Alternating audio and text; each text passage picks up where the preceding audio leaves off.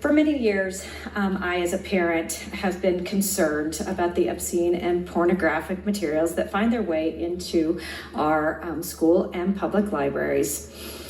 While I believe that this is happening inadvertently, the increasing frequency of exposure of our children to obscene and pornographic material in places that I, as a parent, consider safe and assume are free from these kinds of harmful materials is alarming. We can and should expect a level of vigilance in protecting our children from obscene and pornographic materials, particularly in public and school libraries in our communities. I know I don't need to tell you about how harmful this exposure is to children. Quite frankly, those that sat in these seats before us stated it very clearly in state laws and in the Constitution that have been on the books for decades. These code sections I have passed out. Hopefully they are finding their way to your desk. But let me just read, if I might, by unanimous consent, a statement from the American College of Pediatricians. Absence has been requested to read. Is there an objection? Hearing none, the good lady may read. Thank you. Again, from the American College of Pediatricians, and this doesn't go back decades. This is a current statement from that group concerning children. Children suffer many negative effects due to exposure to pornography. These negative effects include mental disturbance and unrest for the young school-aged child, including acting out and violent behavior. Because of its harmfulness to children, pornography should never be used as a tool to teach children human sexuality. So many people don't realize that our libraries don't have to follow these long-standing, from 1972, obscenity laws that have been established to protect children, much less the directives in our own state constitution. And let me just read again, if I might, from the Constitution, which states, the first concern of all good government is the virtue and sobriety of the people and the purity of the home. The legislature should further all wise and well-directed efforts for the promotion of temperance and morality. That is Article 3, Section 24. This proposed legislation before you amends the code that removes the exemptions for an affirmative defense regarding the distribution of harmful materials such as obscene or pornographic depictions in books, movies, and all other media. The legislation would remove these exemptions of that prohibition that is given to schools, public libraries, universities, and museums by deleting Section D of 1815-17. Now, I think in taking this, the proposed legislation must be considered in terms of its context of the other laws that are already on the books. So as mentioned, these sections of code that again have been on our books for decades, I'd like to just do a quick review of those to let you know what those do. In Section 1513, this section declares that it is the policy preference of the state of Idaho to, quote, sustain the distribution, promotion, or dissemination of obscene material or material harmful to minors. The next page you'll see is Section 1514 that I've handed out, and that section clearly defines what material is harmful to minors.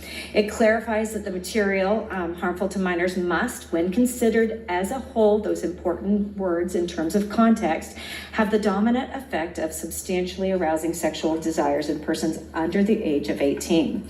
So again, the context there is 18-year-olds and taken as a whole. Furthermore, no work or performance is harmful to minors if, when considered as a whole, it possesses serious, and again, might I just remind you, I'm providing context, it possesses serious literary, artistic, political, or scientific value for minors. This is already, this already existing statutory definition removes any subjectivity that and it creates guardrails that is much needed to prevent the kind of censorship of disliked books or movies, and it ensures that only works being prohibited to minors are indeed obscene. In 1515, there is an important word in that. I'll draw your attention to the knowingly standard. A person is only guilty of disseminating these materials that are harmful to minors if they do so knowingly. This again is a high threshold in terms of the threshold of a criminal capability than if someone recklessly disseminated harmful material to minors. And finally, we come then to today's legislation that's being considered. And that's in section 1517, section D. By removing this exemption for schools, libraries, museums, we are bringing 1517 into compliance and greater harmony with these other legislative sections like 1513, 14, and 15. So by removing the exemption, we treat schools and libraries and museums just like everyone else in regards to distributing materials that is harmful to minors. It doesn't matter whether you're the 7-Eleven clerk, an adult movie theater, or a public library. You can't distribute, as we've outlined in previous code, you can't distribute material harmful to minors, period, as defined in this state law. So with it's outlined. Thank you. You've heard the debate. Is there further debate on the motion? You've heard the motion. Is there further debate? Lady from 18. Thank you, Mr. Speaker. Would the good lady from 14 yield to a question? Good lady yield. The lady yields. Lady yield. Thank you, Mr. Speaker. Thank you, good lady. You indicated in your prefatory remarks that you consider this an objective standard, which I'm glad you addressed because that was one of my concerns was the subjectivity. But I guess by way of illustration, I'm curious because as I look at this, one of the books that came to mind was a youth classic. I think it's Judy Blume's Forever, which I think is actually how I learned what I knew at the age about male sexuality, and it depicts a teenage boy who has erections and masturbates and wet dreams, and it's kind of intended actually for a younger audience to introduce these concepts. I am curious whether that would run afoul, because it seems to fall explicitly under some of these categories in terms of overtly describing sexual excitement, masturbation, etc. Mr. Speaker. Is that your understanding? Speaker, would you put the House at ease? Yep. Thank you. And I'd like to have majority and minority leadership as well as the sponsor. Come on up.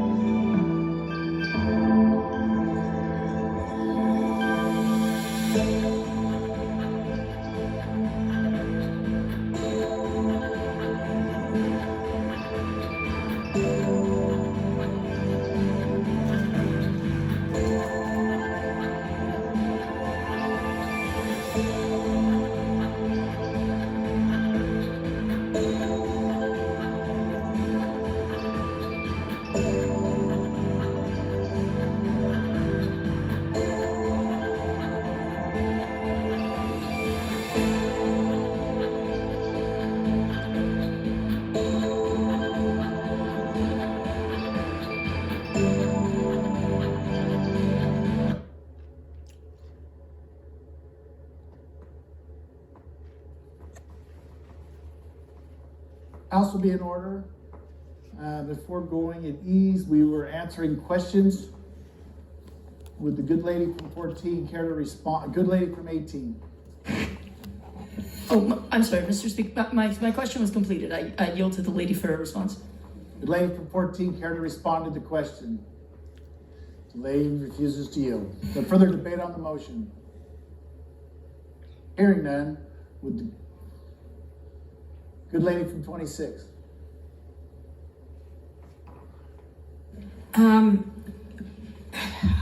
To ask a question of the good lady from 14, if I may. Is the good lady question, or are we going to go down the sensationalized stuff? No, Then the I good will lady explain a from little 14 further. yield to a question. Bully.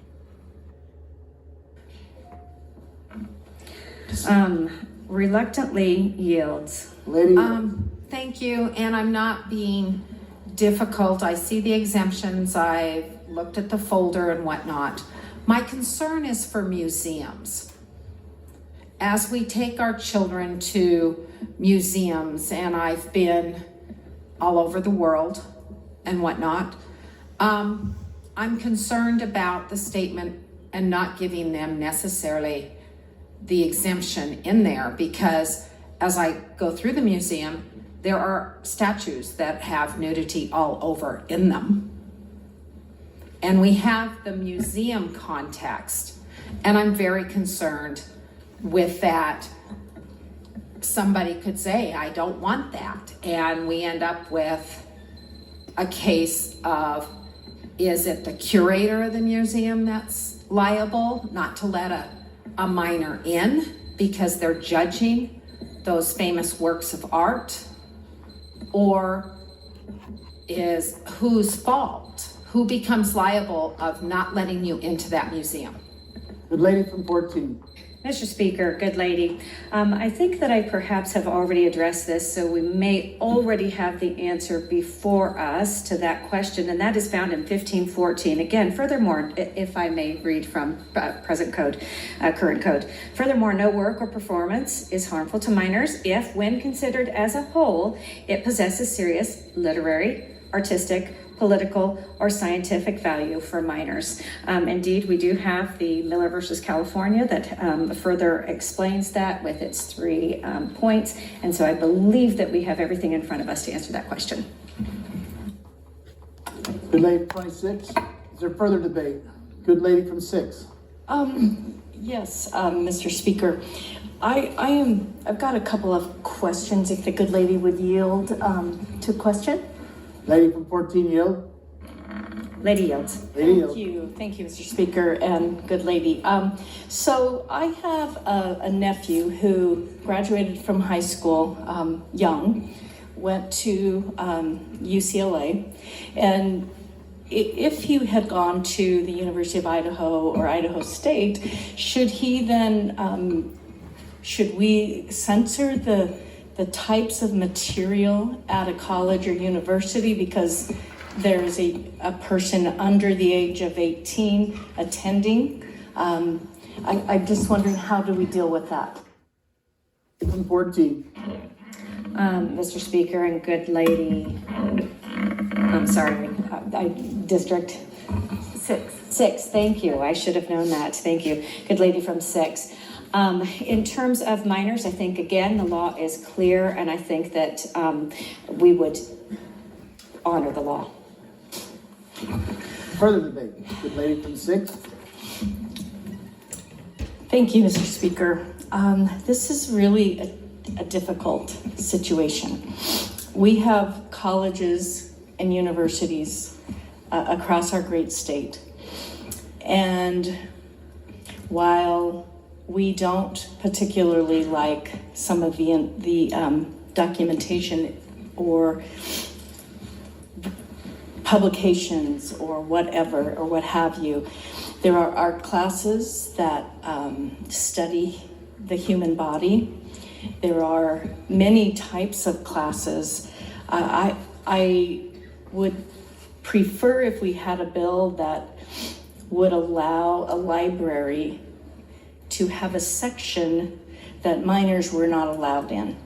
But to just blanketly say that we cannot have this information in our public libraries is a concern to me, not because I believe that we should have pornographic information and readily available, but folks, we have what's called the internet, and while I don't like it, our children are subjected to this every day. And is that good? No, but can we legislate morality everywhere? I just am very concerned about this. This is an election year, and I know that some of these things are, I'm just not even gonna go there. But I am very concerned that we are going down a Mr. path. Speaker, Good lady from 33. I've not done this in my 5 years here, but I do object to that. And especially me, this has nothing to do with an election. Would lady care to proceed knowing the objection? Thank you very much. However, what I'm trying to say here, folks, is that we could run afoul, and in terms of, we have constitutionality issues that easily could come up. These are public libraries, and that really is a concern for me, and it's a challenge for me to say I vote no, because I'm conflicted because of what I understand and what my heart says, but also there are many other things that we have to take into consideration. And unfortunately, because of that, I could not support this bill. Is there further debate? Good gentleman from 10. Thank you, Mr. Speaker. I was initially cautious about this bill until I got to looking a bit closer. The good lady from 14 has done a good job of detailing for the body the existing law, but I'd just like to highlight a few points. First of all, the case that the good lady mentioned, which is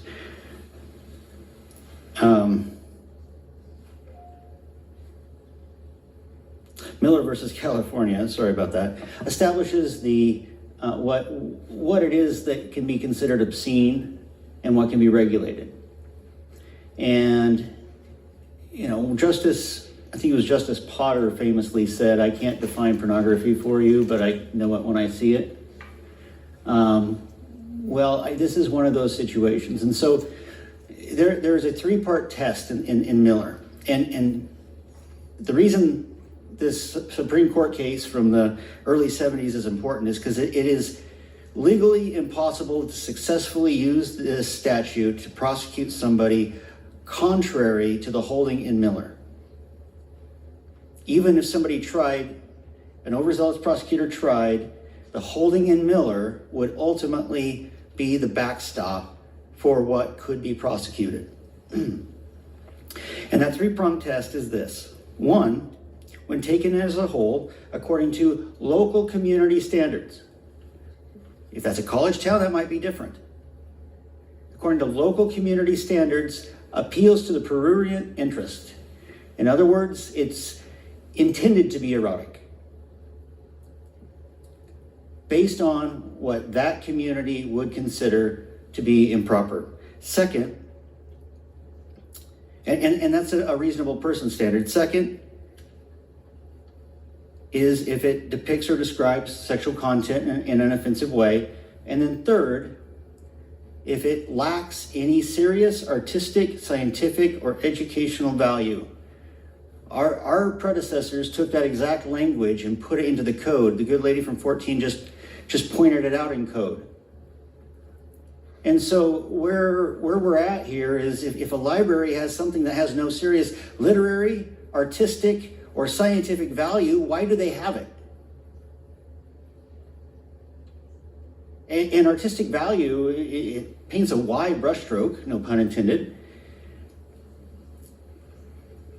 And so I also want to make clear that we're not criminalizing any activity. We're just taking away an affirmative defense, something that we would prosecute 1, 2, 3, 4 people out of 5 for, and for some reason there's an exception here.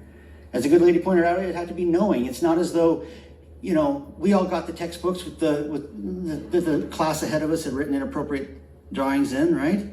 We didn't know that was in there until we got it checked out. Back when we used to do textbooks, we all remember that. It doesn't mean that a librarian checks out a book to somebody and oops, there was something in there that he or she didn't realize. That's not knowing.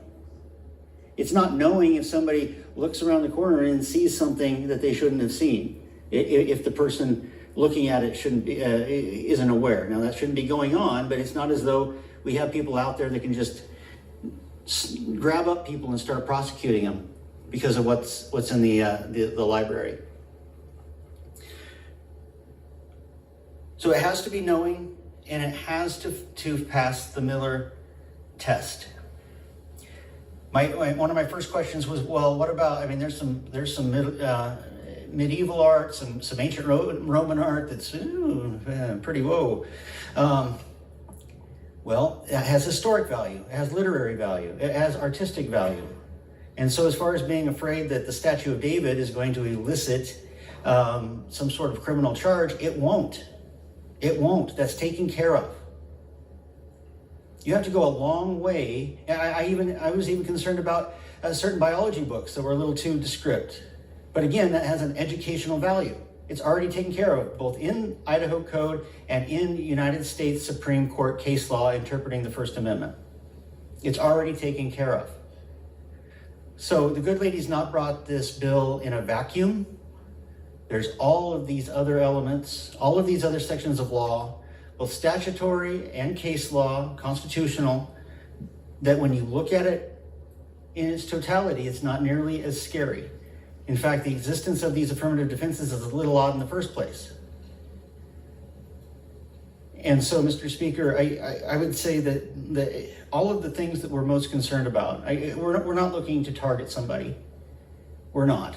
And I recognize that 5 minutes of one of my kids getting a hold of a friend's cell phone could be more dangerous than anything this bill is going to stop. I get that. But if we can stem the tide at least some and make sure that if this stuff is for whatever reason in the libraries, I don't know why something without literary value would be in a library. Again, I know I said that before. If there is something like this in a library, that is put up, that it's careful. This isn't calling for a book burning out in front of the Capitol. This is reasonable, and I would ask for your green light. Is there further debate? Good gentleman from 16. Thank you, Mr. Speaker. So I want to start with the baseline. So I think we can all agree that none of us wants to see pornography in our schools, in our colleges and universities, in our museums, in our public libraries. I think we can all agree on that.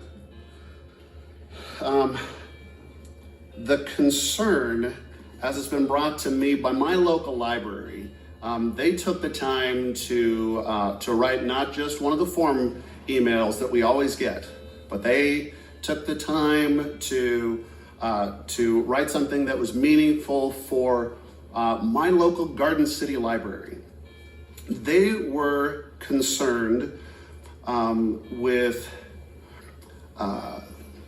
that they might become targeted by subjective claims regarding the dissemination of material harmful to a minor. They also wanted me to know that the Garden City Public Library already has a strong collection development policy and strong local oversight. And so I trust that in my little 12,000 person community, that not just me, but any member, if they have children, if they have grandchildren, if it is the children who are going to my local library, I feel very comfortable, and I trust the people who work in my local library that they're going to do the right thing and that they have the right policies in place so that harmful material is not going to be distributed to them. That's in this little 12,000 person library, or community supporting these 12,000 folks. Now, at the same time, I also received a comparable email from the largest city in our state. And they basically reiterated the same thing, that they also have these strong collection development policies. And so with that, not just the small town, but the big town, that we have policies in place, at least in my area. I feel very confident in the work that they are doing. Now, the one thing that I do want to express my biggest concern about, and the good gentleman from 10, he had some really good points with regard to the Miller test. That's the obscenity test. And he talked about local community standards. So at the end of the day, that means what is it that's happening in my community, and we as a community really get to decide. As I was looking at the super secret folder that we were suggested to look at, knowing that this debate was coming. So I went and looked at the super secret folder. I did not find Playboy. I did not find Playgirl. I did not find Hustler. And I'm sorry, I don't know any of the other magazines besides those. But I didn't see any of those there. The things that I saw, while I would say that perhaps parents should, there would be wisdom if a parent or a grandparent was taking their child or grandchild to the library, perhaps depending on those parents' own individual value sets. That might be something that they should be reading with their child. Personally, and this is all going to depend on age too. For my grandchildren, some of them are old enough that we can probably have some healthy discussions about some of the literature that was contained in the folder. Some of them are way too young to be exposed to that material. And in our local libraries, those are going to be set apart. So again, I feel like our libraries are doing a good job. And what we don't want to have are our local libraries being subjected to subjective claims. So with that, ladies and gentlemen, I'll be a no. Is there further debate? Good gentleman from 29. Thank you, Mr. Speaker. There is an area I don't think we've touched on yet, and I just thought I'd mention it. So when you read the bill, this code section 18-1517, these are referred to as affirmative defenses in the law, and I think the distinction is important, so if you just stick with me for a second. So if you are a defendant in a case, and that is what each of these subsections is contemplating, you could be a defendant who thought the person was a minor, that's one of them. A person who is a parent, if you can prove you're a parent, then that's an exception. And then you have the defendant was a bona fide school, college, university, acting in that capacity as an employee of such, with and serving, or let's say, and serving the educational purposes of such an organization. So the way an affirmative defense works is if you're the defendant, the burden shifts to you, and now you have to be able to prove that you fit within one of those categories. Okay, so for example, you work for a museum. You would have to prove that you're a bona fide museum, and this thing that you were doing was serving the educational purposes for the organization. In other words, it's kind of well thought out. So just because you say I'm a museum is not good enough, or I'm an employee of museum is not good enough. It has to be both, I'm an employee of museum, and this thing that you found that you dislike was serving the educational purposes of the organization. So you got to be able to prove that. Here's why I think that's important, and it's different than these other subsections that we just looked at, thinking that somebody was an adult as opposed to a minor and those others. The reason it's important is when you remove that protection from a museum, a college, university, a school, a public library, they are not going to go through the very good analysis that the gentleman from District 10 did for us. And I'm afraid what they're just going to do is they're just going to default on uber safe. And there's going to be a lot of material that they're just not going to take a chance on. Material that really is good and educational and that I think is helpful to our communities, to our kids. Probably isn't all that controversial, but when you take away these protections and you're a librarian, I've known a few librarians in my life, they are not risk takers.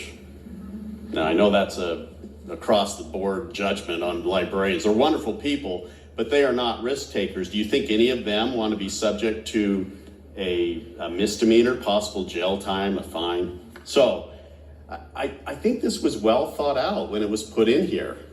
It provides the protections our communities need, and I hope you'll think about that before you vote. Thank you. Is there further debate? Good lady from 18. Thank you, Mr. Speaker. I promise I will keep it very clean. But I really want to underscore what we've heard, but I think we really do have a pretty fundamental subjectivity problem here, particularly when this section is removed. I mean, it's kind of axiomatic in criminal law that you run into a due process problem when you have vagueness. Criminal laws have to be crystal clear. You need to send a bright red line to the public on when they are violating the law and when they are not. And you really can't be mushy on that without running afoul of due process guarantees of the Constitution. And I think that, you know, part of what saves the original statute, I don't actually know if the original statute would really survive a really hard run at it under due process questioning, frankly. But I think without this section D, it would really be in trouble because part of what makes it okay under Miller, part of what makes it okay under due process is that it does have this protection because you have this vagueness where you don't really know what someone might consider harmful to a minor, but at least you have this penumbra, this safe harbor where if you're involved in the educational arena, you don't have to worry about it and you don't have to worry about whose opinion is what and who thinks what's harmful. You strip that out, and I think you create a real constitutional problem. And frankly, I think our debate here really kind of proves beyond any shadow of a doubt that we have a real subjectivity problem here. I provided a brief overview of what is considered a classic of young adult fiction and used the words of the statute, and I was all but gavelled down. Clearly, under this, that brief, you know, I don't think it would violate Miller, but it clearly didn't accord with the prevailing standards in this adult community. So I, as I stand here, have absolutely no idea where that line lies. Truly don't. I tried to get a question from the bill sponsor. I don't know. I truly don't know as I stand here. How in the world is any librarian facing potential criminal sanctions going to know? They absolutely cannot, and I think as a result, this is absolutely unconstitutionally vague and ambiguous, and it's very unfair to our librarians and educators to ask them to operate in a world where they have absolutely no idea what is legal and what is not, and what will send them to jail and what will not. Is there further debate? Good gentleman, 12. Mr. Speaker, to debate in favor of the bill. Gentleman has the floor. You know, some of that material that was sent out to us in State Affairs, I looked around the room, people are opening their folders and throwing them across the desk. So I opened mine, I got to page 2 or 3, did the same thing. It was so obscene, I can't unsee that. And I have some experience with this stuff, and I'm going to explain that in a bit. I would rather my 6-year-old grandson start smoking cigarettes tomorrow than get a view of this stuff one time at the public library or anywhere else. I used to prosecute under the old obscenity statute in this county successfully, and we did not prosecute the stuff that you're all worried about being prosecuted, rightfully so. It was pretty bad and awful. But I remember I was a young prosecutor, and my liberal, excuse the question, but my liberal professor that I just graduated from law school, he went on the news and said, "I'll never get that conviction. This will be overturned." Well, I got the conviction. Wasn't overturned. This is an okay statute to go forward. I would ask that you give this a green light. Thank you, good gentlemen. Is there further debate? Good gentleman from 15. Thank you, Mr. Speaker.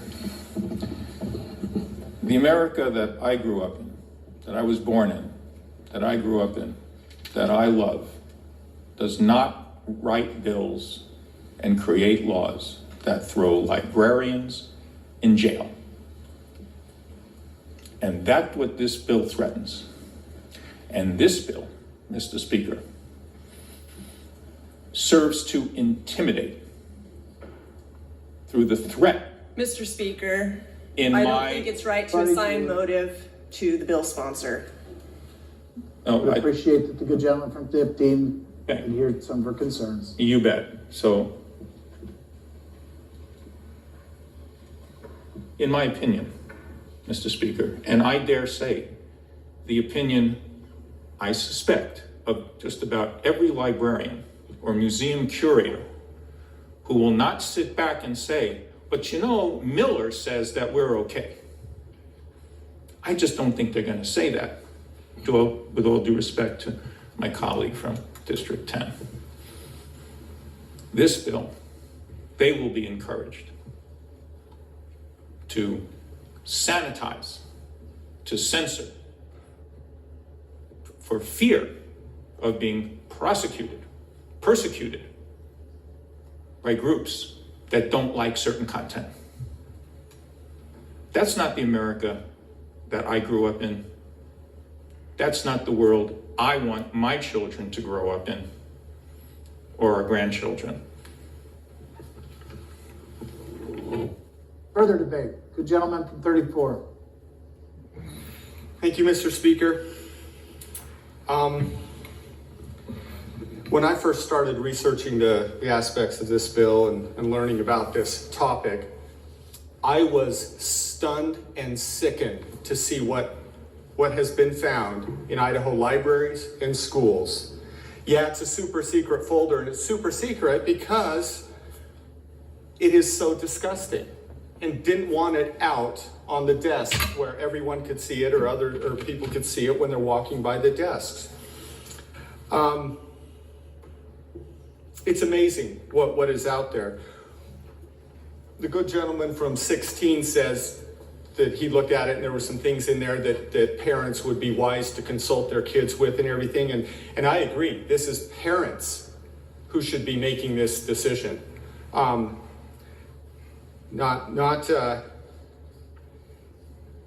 necessarily schools, libraries, and teachers. We put our trust in schools and libraries and teachers all the time. And this bill only becomes enforceable to the extent that those institutions violate that trust.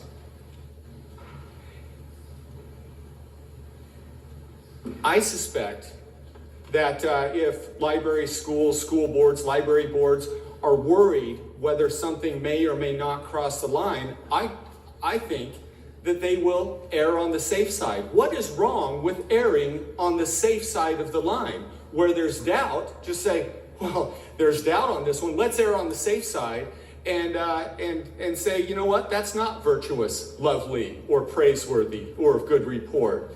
That's something that we shouldn't have in our schools. If there's doubt, I would expect the libraries and schools to err on the safe side. This is not about putting librarians or teachers in jail.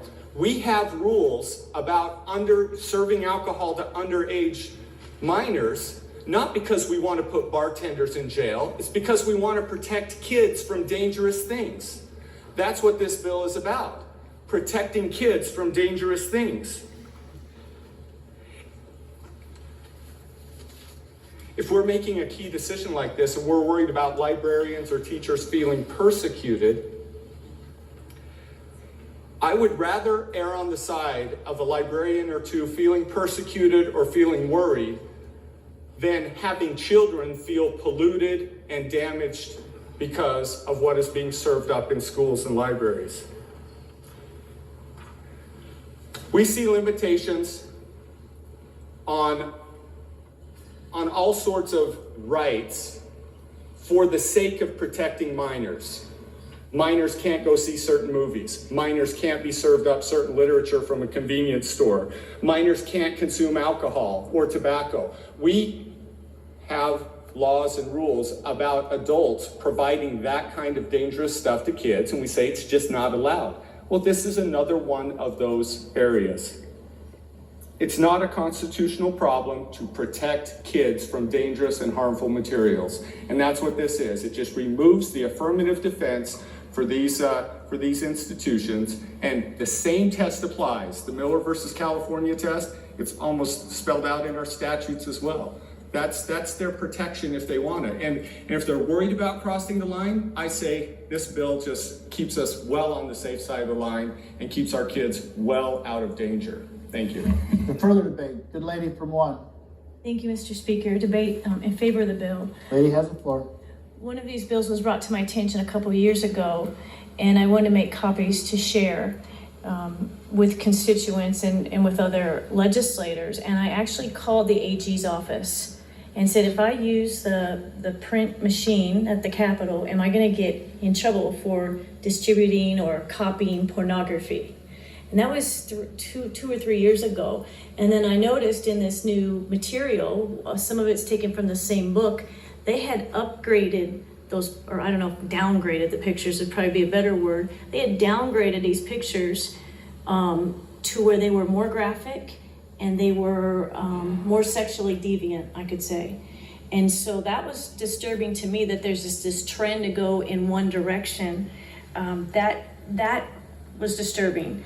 That being said, I would encourage any Republican or Christian in this room that is planning to vote against this bill to take 5 minutes and go walk into the clerk's office and actually look at some of this material before you put a no vote on this bill. It is wrong. It's pornography being pushed on our children, and I think this is a good bill. For further debate, the gentleman from 13. Thank you, Mr. Speaker. Debate in favor of the bill. Gentleman has the floor.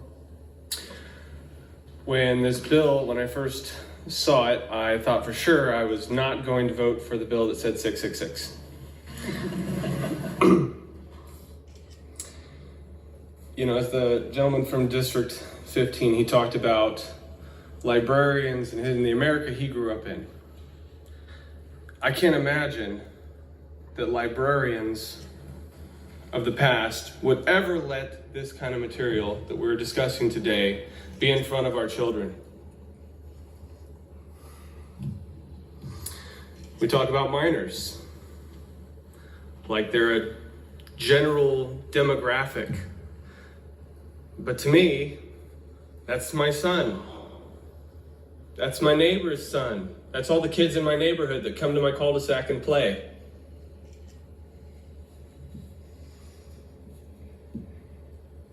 We live in a fallen world. And it is so hard to protect our kids. As is, the access is everywhere.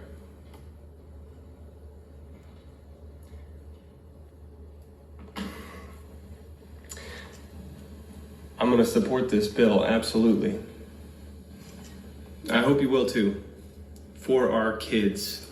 For further debate, good lady from 35.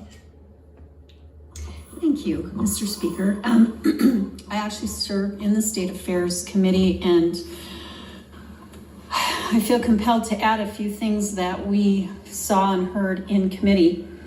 There was a man that actually came in who had pulled books off the shelves of the juvenile and the younger children's areas that were very offensive. He read a couple things out of there.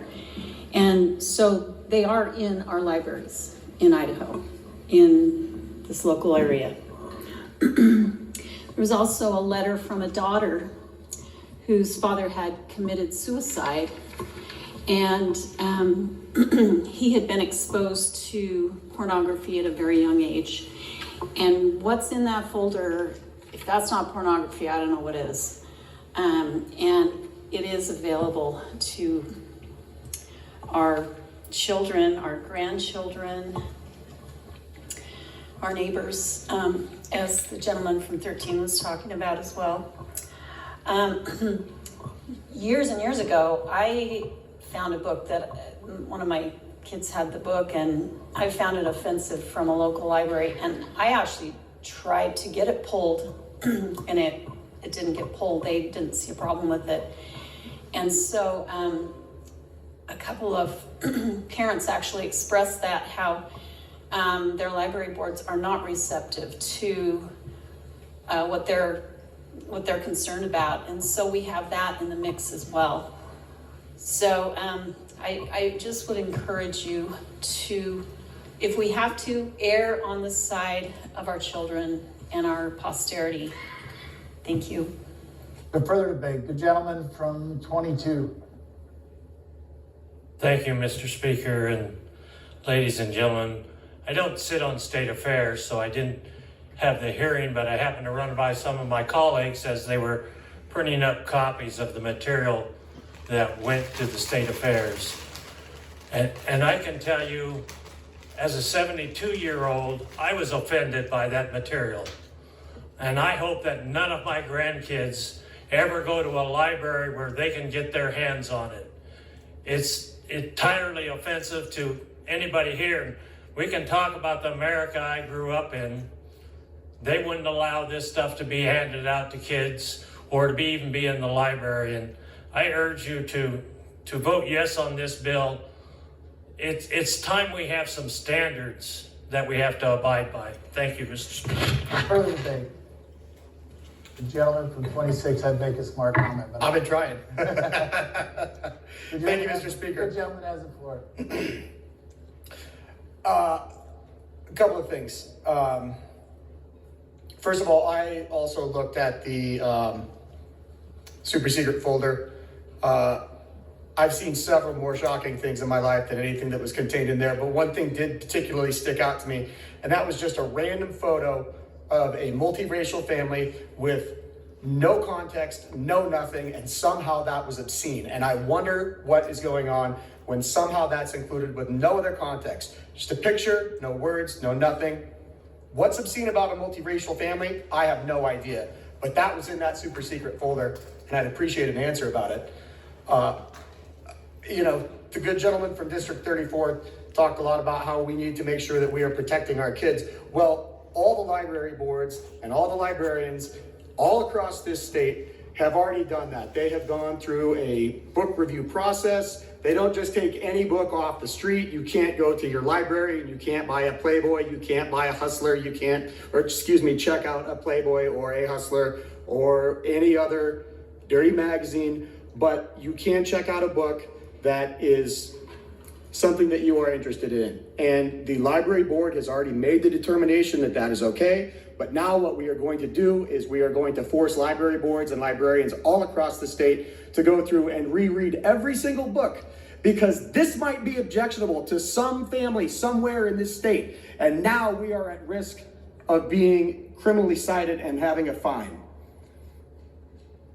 We are going to lose books that have tremendous amounts of literary goodness. We are going to lose books that have been in our libraries for generations. We potentially could lose the Bible, because there are several exceptionally offensive verses in the Bible. I've got them printed out. If anybody would like me to read them, I'm absolutely happy to. But we are walking down a very dangerous road under the guise of protecting our families. And I really think that everyone needs to consider what is harmful to you may not be harmful to another family, but it will have a very, very harmful effect on our discourse and on our literacy moving forward. Vote no. Further debate. Good gentleman from 6. Thank you, Mr. Speaker. I wasn't going to talk, but I can't hold myself back. This is going to be personal, and I'm going to try to get through it. When my daughter was young, we thought we knew a family really well, and we let them have sleepovers. We'll come to find out the gentleman was grooming these young girls, and he was using soft pornography, and he moved up in nature with that stuff. But I can just see how a pedophile could very easily say, this is a library book. We got it from the library. This can't be bad.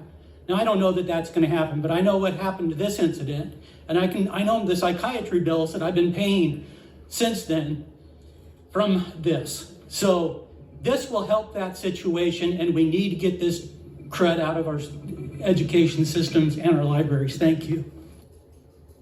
Is there further debate? Good lady from 31 who's on the phone. Good gentleman. Thank you, Mr. Speaker. Lady has the floor.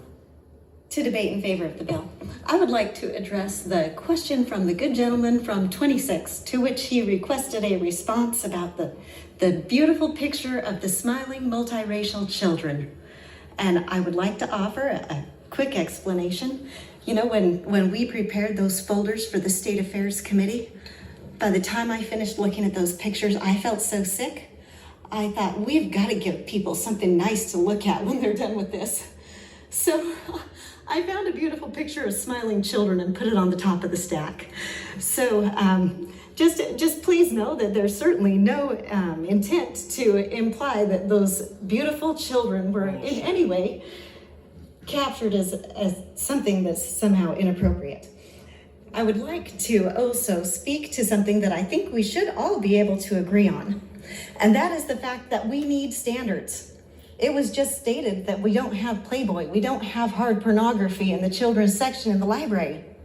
And one of the things I thought was really interesting as we were hearing testimony in our State Affairs Committee is that we had a librarian who came and the question was asked, well, if I request the Playboy magazine to be ordered and placed in the children's section, will you do that? And the librarian said, well, no, we won't do that because we have a standard. And we have been able to work with that standard. And no librarians have gone to jail because we don't allow hard pornography in the juvenile section of the library. So we do need standards. It sounds like maybe there's some disagreement about what that standard should be.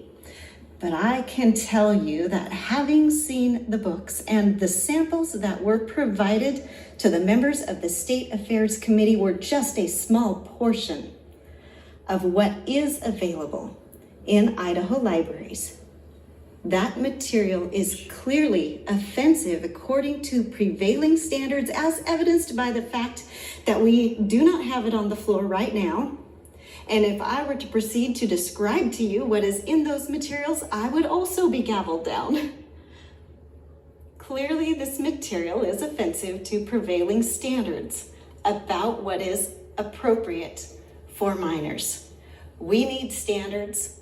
It is our job to set standards, and the standard that we currently have with this affirmative defense in place in regard to obscenity is not working. As evidenced by the samples that have been provided to this body, it is time to raise the standard. Why do we raise the standard?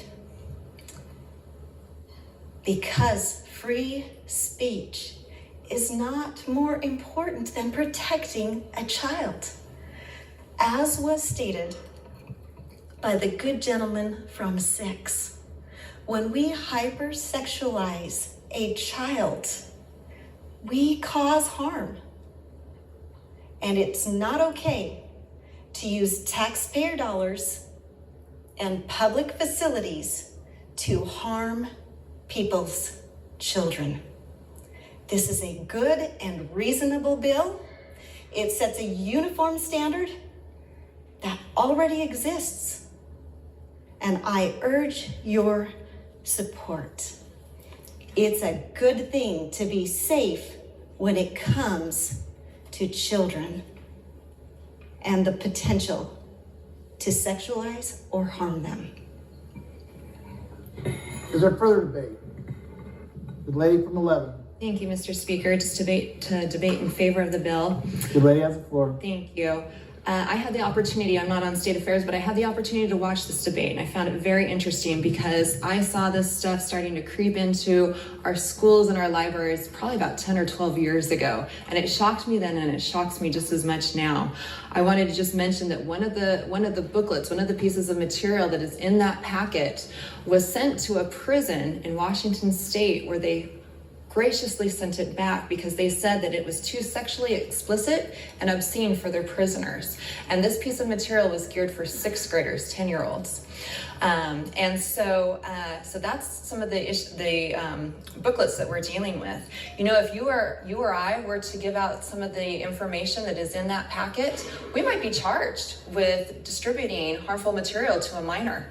And I think that that is just unbelievable if we're allowing this information, these booklets and such, to be distributed into our schools and our libraries. But if you and I were to do that we could be charged in regards to that ourselves. So as a parent, I am grateful for this type of legislation. I think it is duly needed, and that we do need to protect our children. There is a lot of garbage that they're exposed to each and every day all over the place. And this is one step to try to protect them from being harmed by that. And I hope having this discussion and having this debate will wake parents up, and that they will take a firsthand approach to what is in their libraries, in their local libraries and in their school libraries, and what's being given out for educational purposes, and that they'll take note of that and look into it, because I think a lot of parents are not aware of what their children are getting their hands on. And so I hope that this gives them the necessity to do that. So I'll be supporting this legislation. Thank you. For further debate? Hearing none. Good lady from 19. Sorry, Mr. Speaker. Hopefully I'm the last one. I don't think you will be. Very well. I would love to have a conversation about protecting our kids from the violent, graphic pornography that is all over the internet. I would love to talk about how we can help parents put the controls in place to help them monitor and block those things. That's where the big risk is, and that's where we should be focused. This bill does not help with any of that, and in fact, it's misguided, and the result is absurd. Criminalizing a librarian who helps a teenager locate a title on the shelf. When the teenager asks for help, the librarian doesn't know necessarily that there might be an explicit passage deep within a novel. Librarians don't read every single book, and so they might knowingly help someone find that, and they're doing their job, and it's unfair to put them in the job of policing some of these things. That's really the parents' job, and that's what it comes down to, because parents need to make these calls, because parents are going to have a range of different opinions on what's suitable for their kids. So we need to put this in the parents and make sure that they're being responsible.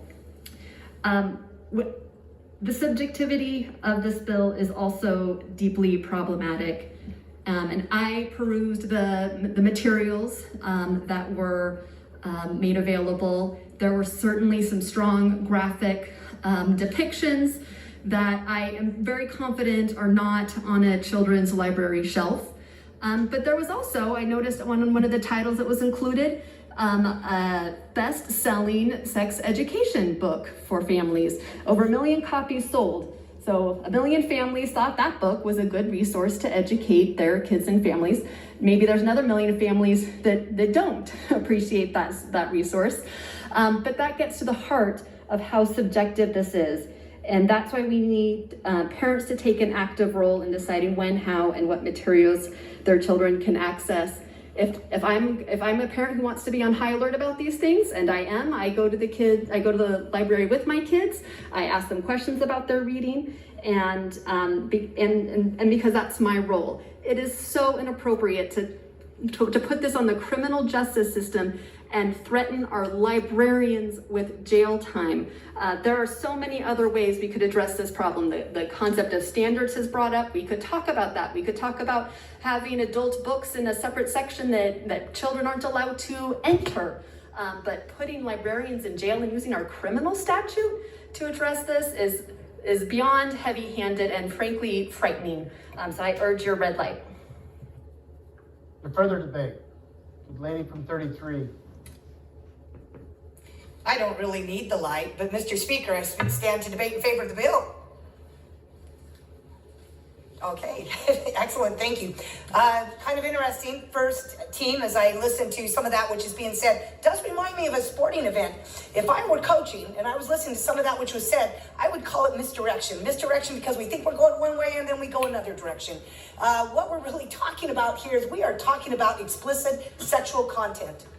And as I sit and I listen, I am listening to people argue in favor of explicit sexual content. And I am baffled. This subject matter is incredibly sensitive to me.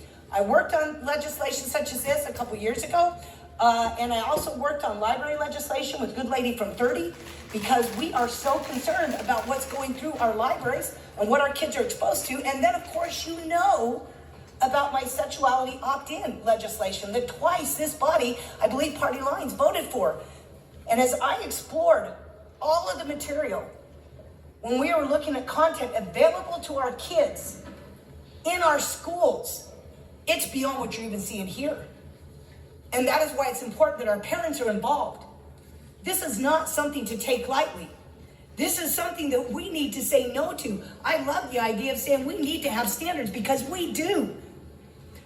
And again, when a child, I know this has been said, but this is an important point that we talk about all the time amongst us.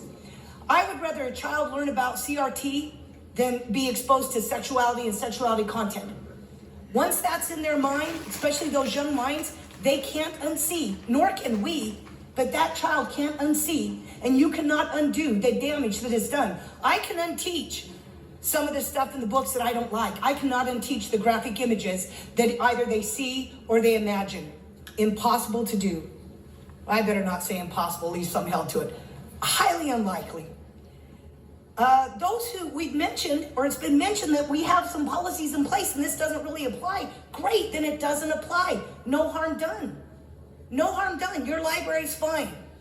Let us move on. Let's deal with the libraries and the schools where this is applicable. And I'm telling you, the people with whom I work and pretty closely, that I would say is a national leading authority on this material. It's all over Idaho. We are not the exception. We are very much the norm. It's just unbelievable to me how we're arguing in favor of this. We are, let me just remind you of this also, we are a constitutional republic. You've heard me say that, some of you, a number of times now. In a constitutional republic, morality and religion matter. If morality and religion doesn't matter, then let us be libertarians. But in a constitutional republic, religion and morality matter. And I just want to point that out because it's incredibly important.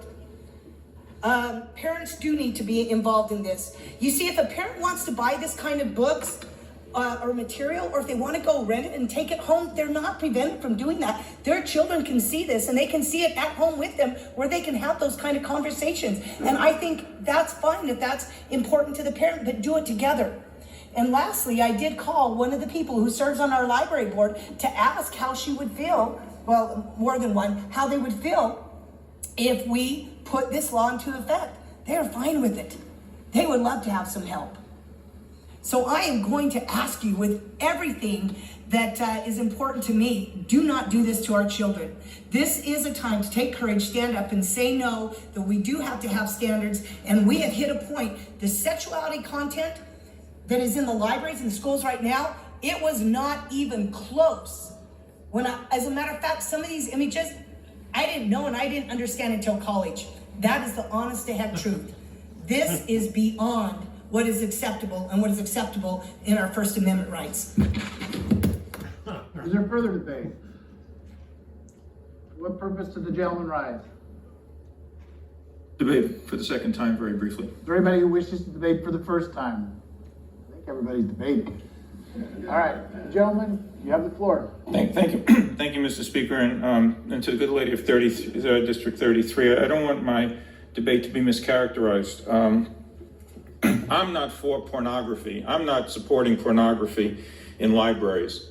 My debate simply is that I am against throwing librarians in jail as a remedy for that. So please do not mix the two issues. Thank you. Is there further debate for the second time? The gentleman from 16. Thank you, Mr. Speaker. So I want to come back to the statute. and the statute in 1815-14, and it is referred to in the Miller test. The question would become if the work possesses serious literary, artistic, political, or scientific value for minors. Now, among the 70 of us adults, elected adults in the room, there's clearly division on what we would apply to what we would want our kids to see. The question isn't so much that though, although I'll come back to this in a second.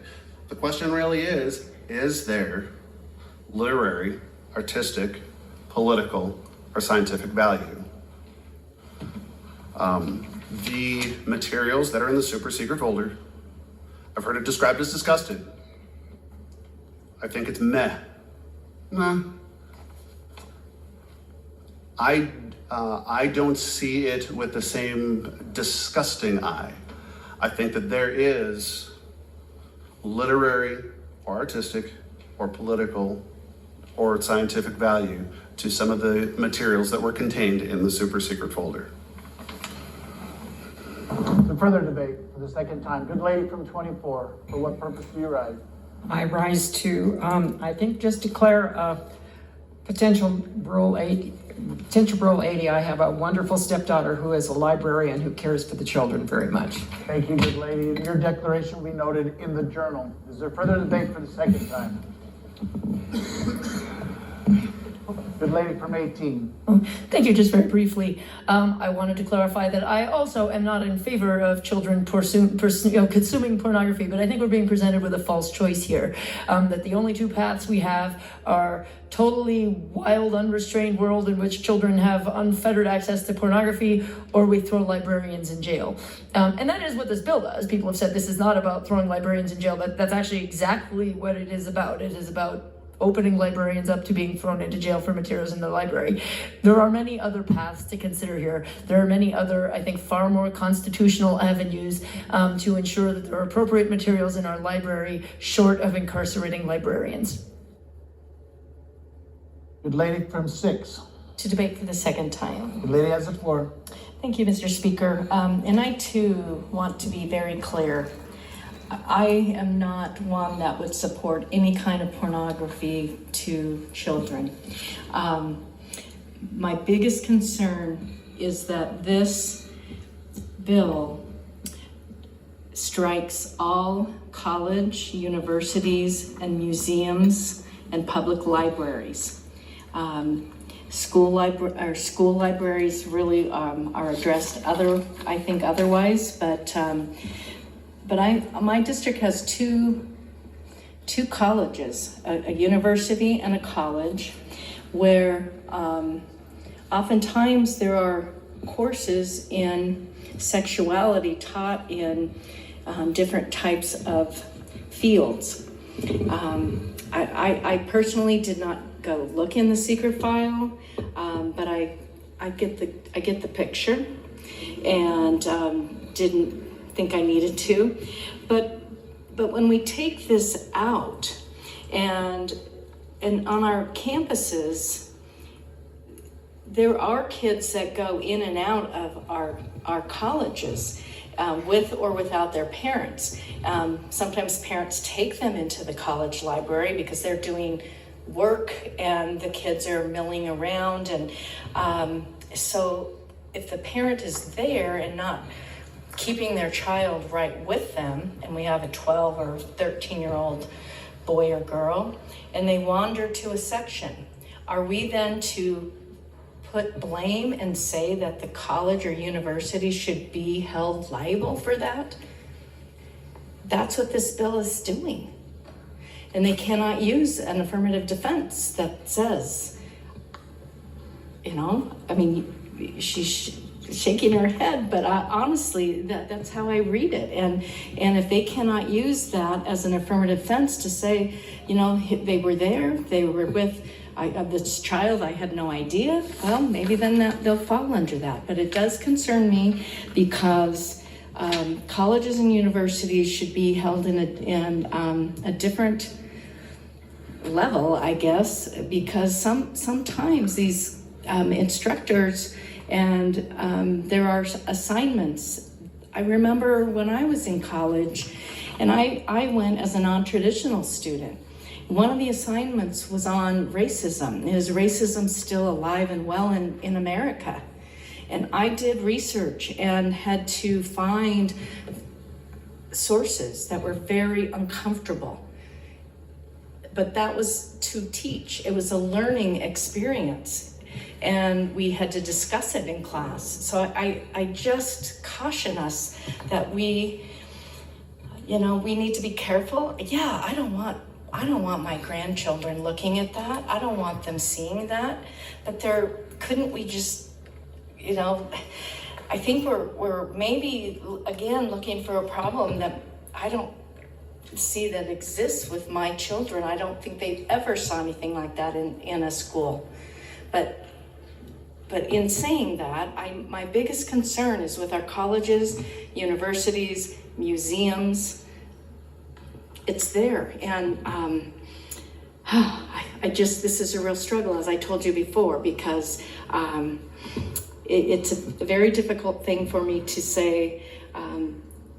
If I say I vote no on this, I'm going to have people say, you support, as one of our colleagues said, we're arguing. No, I don't think anybody in here is arguing that we want to have children see pornographic materials, but I just am saying we need to be careful, because we are opening ourselves up, in my opinion, to some real problems. Thank you. Further debate for the second time. Hearing none, the good lady from 14 care to close, please. Thank you, Mr. Speaker. I will be brief. I appreciate the healthy debate. I would not have expected less from my colleagues here. I think that we are simply asking that those that are responsible for the materials in our libraries or in museums or in the other places that are listed in this code are handled sensitively and responsibly. There needs to be more vigilance, period. And we know there needs to be more vigilance because even our American College of Pediatrics has made a statement very recently that this kind of material is harmful to minors. So I don't think it is asking too much for additional vigilance, particularly given that there is not subjectivity, that we do have definitions. As a matter of fact, the Miller, as we heard, the Miller versus California ruling, that is captured within code within 1815-14. No one needs to go any further. They don't need to look that up. We have put it, those that have come before us have put it in code, and it has been there for decades. So the subjectivity again is, I think, very clearly stated in section 1514. Between section 1514 and 1515, that it has to be knowingly given or distributed to a minor, again, is an added protection and a higher level. And we ask for this increased vigilance in protecting our students, or our children, including students at colleges and universities. So with that, I would invite your green light to protect children from harmful images. Debate is closed. The question is, shall House Bill 666 pass the House? The clerk will unlock the machine. Clerk will unlock the machine as members record the roll. Votes, excuse me.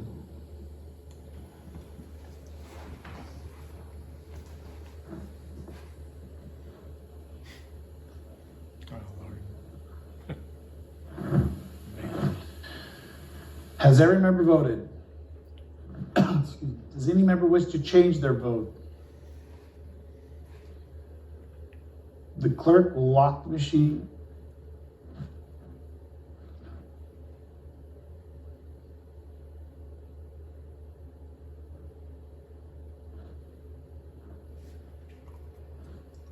The clerk will lock the machine.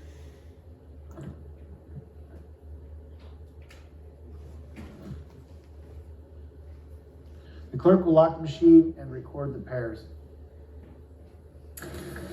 Nash votes nay. Shepherd votes aye. Boyle votes aye. Chu votes nay.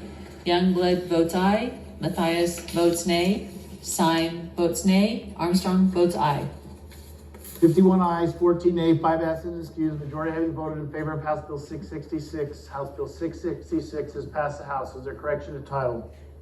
No correction to title. Hearing none, the title is approved and the bill will be transmitted to the Senate.